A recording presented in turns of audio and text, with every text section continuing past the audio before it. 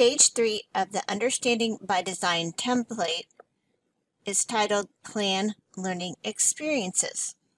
Stage 3 is where teachers determine the sequence of learning activities, decide on the appropriate resources they will need for the unit, consider what differentiation might be needed to address differences in student knowledge and skill levels. Stage 3 uses the Where To Learning Plan. This is a plan which groups each key teaching and learning activity into an appropriate Where To location. What does Where To stand for? The W stands for ensuring that all students understand where the unit is headed and why. H stands for hook students in the beginning and hold their attention throughout the unit. E stands for equip students with the necessary experiences, tools, knowledge, and know-how to meet your performance goals. R stands for provide students with numerous opportunities to rethink the big ideas, reflect on their progress, and revise their work. The second E stands for build in opportunities for students to evaluate their progress, do self-assessment, self-adjustment, based on formative assessments. T stands for tailor the unit to a diverse class of learners, differentiate and personalize your learning plan without compromising Stage 1 and Stage 2. And lastly, O stands for organize or sequence your unit for maximum engagement and effectiveness.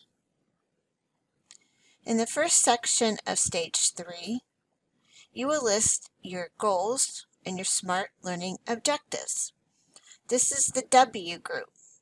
This is where you help your students know where the unit is going and what is expected of them.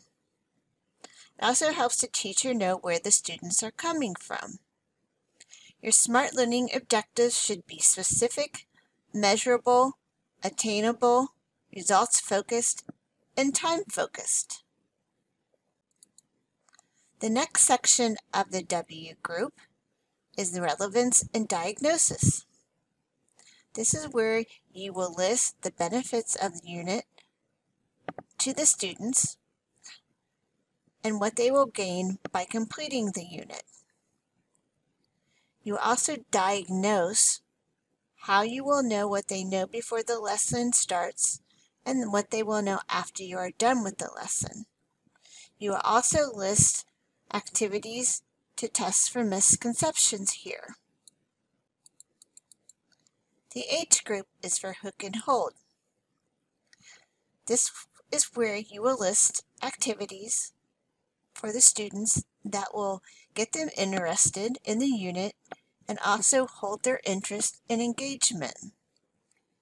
There is an area to list what technology you will use to help hook the students and get them interested and engaged.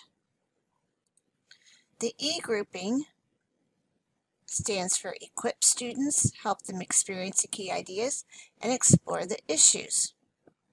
In this area, you will list the activities that your students will perform that will allow them to experience the key ideas and explore any issues. R is for rethink, revise, reflect, and self-regulate. In this area, you will list the activities that you will provide the students with to be able to rethink, revise, and redefine what they have done in the unit, the work they have performed. You will also include activities that will improve their metacognition and self-regulation skills. The E grouping is where you will provide formative feedback. This is where you will list the mechanisms you will use to give students formative feedback so that they can improve their work and improve their mastering of the learning objectives. T is for tailored. This is where you will determine how you will organize your unit so that it is applicable for all skill levels and learner abilities. You may need to adjust the content, your processes, your learning environment, or your assessments to accommodate different learners. And lastly is O, organize using technology. This is where you will list your strategies and activities for providing learner-centered, authentic, creative, higher order, and mental habits of mind activities for your students. You will also list how you will use technology to assess your students' learning and what activities you will use to test and make sure all of your assessments are aligned with the other stages and the content.